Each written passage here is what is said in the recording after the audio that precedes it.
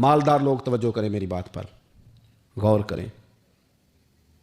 اللہ نے مالداروں کو جو دیا ہے تو ان کی محنت کی وجہ سے نہیں دیا، محنت مزدور تم سے بڑھ کے کرتا ہے، اوور ٹائم لگاتا ہے، خدا نے نا اپنے فضل سے دیا ہے۔ میرے ایک بزرگ دوست ہیں، سادے آدمی ہیں، تو ان کی ایک بات میرے نا دل میں بیٹھ گئی۔ سادے لوگوں کی بات ہے، سادی سی، میں کوئی یہ نہیں آپ کو کہہ رہا کہ یہ کوئی قرآن و سنت کا معاملہ ہے، لیکن ہمارے جو سادے لوگ ہوتے ہیں نا دیہات کے، کئی دفعہ وہ سبق بڑا عمدہ پڑھاتے ہیں۔ تو کسی شخص کے ساتھ ان کا تھوڑا بہت اس کے ساتھ مدد کا رشتہ تھا، اس سے کچھ پیار کرتے تھے،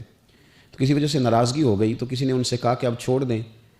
آپ کا اس نے اتنا دل دکھایا۔ تو کہنے لگے نہیں میں چھوڑوں گا نہیں، میں دیتا رہوں گا۔ کیوں؟ کہنے لگے اس لیے کہ میرے دل میں بات بیٹھ گئی ہے کہ پتہ نہیں اللہ کدے نصیبہ نہ دیندا ہے،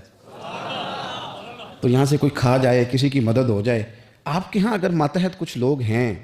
آپ کو کسی کی مدد کرنی پڑتی، تو اگر آپ کا یہ ذہن بن گیا نا کہ میں صاحب ہوں اور میں انہیں دیتا ہوں اور میری وجہ سے کام چلتا ہے اور میری تنخواہ سے چولہا جلتا ہے، تو آپ نے بڑی چھوٹی سوچ پیدا کر لی ہے، اب کمزور ہو گئے۔ اگر آپ نے یہ سوچ لیا نا کہ میں کسی کو اپنے آفس سے اپنی مل سے نکال دوں گا تو شاید اسے کہیں اور نوکری نہیں ملے گی، تو آپ چھوٹے آدمی، آپ نے کمزور سوچ رکھی۔ حضرت ابو مسعود رضی اللہ تعالیٰ عنہ فرماتے مجھے کسی بات پہ غصہ تھا اور میں اپنے غلام کو مار رہا تھا، پیٹ رہا تھا، اور بار بار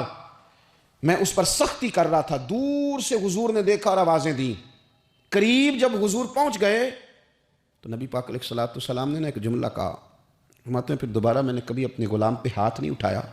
اللہ کے رسول فرمانے لگے جتنا تجھے اس پر اختیار ہے نا، میرے رب کو اس سے کئی گنا بڑھ کے تیرے اوپر اختیار ہے۔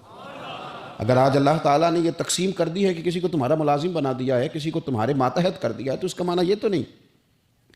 کہ تم اب اس سے پیار کرنا چھوڑ دو، اس پر شفقت کرنا چھوڑ دو۔ رسول کریم صلی اللہ تعالیٰ علیہ وآلہ وسلم نے ارشاد فرمایا کہ جتنا اختیار تمہیں اس پر ہے نا، اس سے کہیں بڑھ کر اللہ تعالیٰ کو تم پر اختیار ہے۔ حدیث پاک سنیں گے تو دل ٹھنڈا ہوگا۔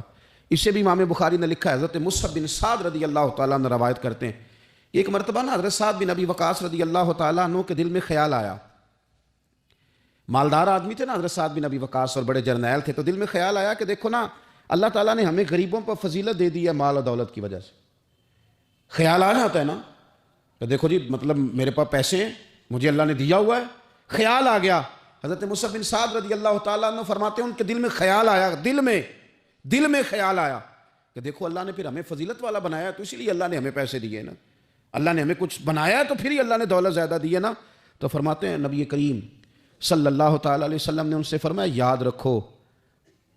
تمہیں نا تمہارے کمزور اور غریب لوگوں کے وسیلے کی وجہ سے روزی دی جاتی ہے۔ تمہیں امیروں تمہیں جو نوازا جاتا ہے نا، تو یہ غریبوں کے صدقے، ضعیفوں کے صدقے، کمزوروں کے صدقے،